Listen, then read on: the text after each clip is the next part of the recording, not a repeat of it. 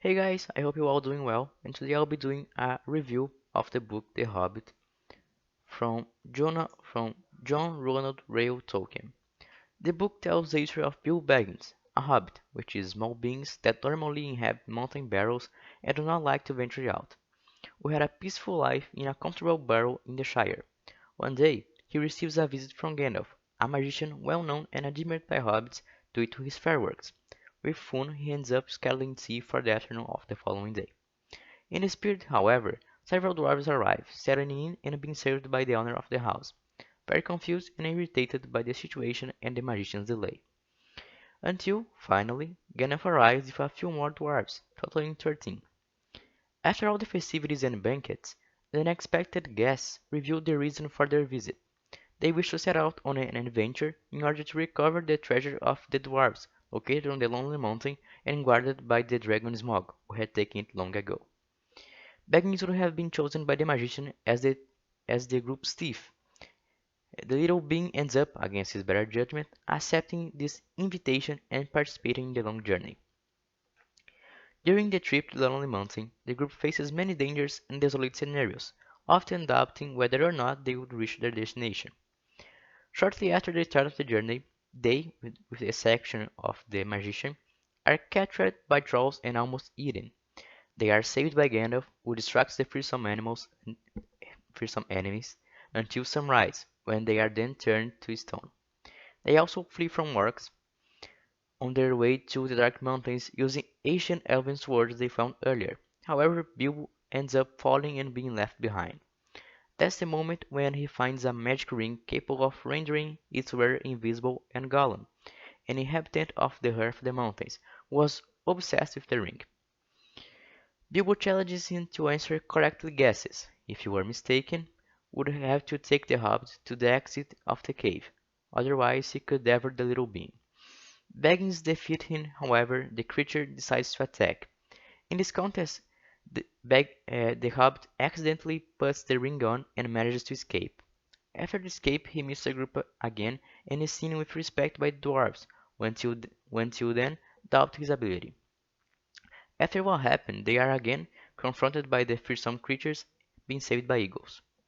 Along the way, the adventurers also find comfortable places where they are well received and meet very interesting people, like the Elven Refuge in the Valley of Rivendell, where they are advised by the Elf Master Elrond, and the House of Bjorn, being able to communicate with animals and assume a humanoid or a giant bear shape. This one receives and helps them as a kind of a reward for the history of their adventures, which the host like a lot. He grants them some ponies and supplies on the condition that they return the animals at the entrance to the Forest of Darkness, also known as Mirkwood. An important point of the narrative happens after the group's arrival on the Lonely Mountain and the defeat of Smaug. The adventurers, especially Thorin, which was one of the dwarves, are dazed by the treasure.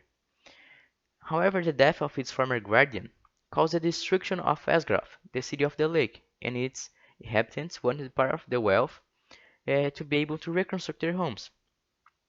For this purpose, together with the elves of the Forest of Darkness, they go to the ancient castle. The dwarves, after discovering this fact, form a stone wall to prevent their passage. The travelers try to negotiate with Thorin for part of the resources present in the place. However, blinded by greed, he ends up refusing their offers. Bilbo was expelled from castle by Thorin after trying to prevent the imminent war, since relatives of the dwarves would be coming to help them. A final battle takes place um, due to the invasion of hordes of orcs in the region, where all the groups present are allied in order to fight them. The self-proclaimed king under the mountain joins them and ends up being mortally wounded. He manages to apologize to the hobbit for his behavior before he dies, showing himself aware of his greed and the negative consequences caused by it. Baggins returns to his home sometime later. However, he is no longer the same. The situations he had experienced after leaving his lair changed him, and a lot. It's a very interesting book, simple to read, and with several points to be praised. The work has short chapters and a narrative full of values and teachings. Some of these would be the importance of friendship, since the dangers of the journey could not be overcome without the support of everyone, The importance of adventures, that is, getting out of our comfort zone, trying something different. Avoid early judgments, since the dwarves, at first, had many doubts about Bilbo's ability, which later proves to be a crucial point to the theme. And finally, wealth does not bring happiness, since Smaug dwarves' greed did not bring any benefits to them.